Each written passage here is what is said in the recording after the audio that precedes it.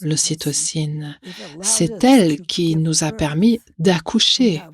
Nous avons un vrai problème, les mammifères ont un vrai problème, c'est notre cerveau.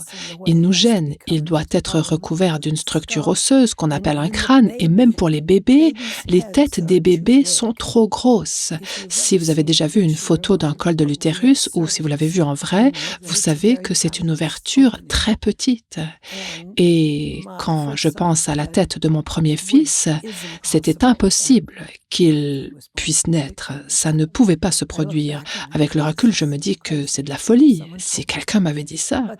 Bon, donc cela, on le savait. On ne savait pas comment ça se passe, car nous ne comprenons toujours pas comment se fait l'accouchement, mais ce qu'on savait était centré sur la reproduction féminine et le rôle très important de l'ocytocine dans cette histoire-là.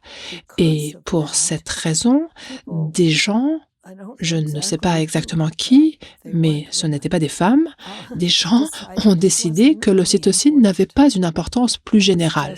C'était juste une sorte d'hormone de niche avec une gamme très étroite de fonctions. Et cela, comme je l'ai dit, nous pouvons maintenant affirmer sans équivoque que c'était complètement faux.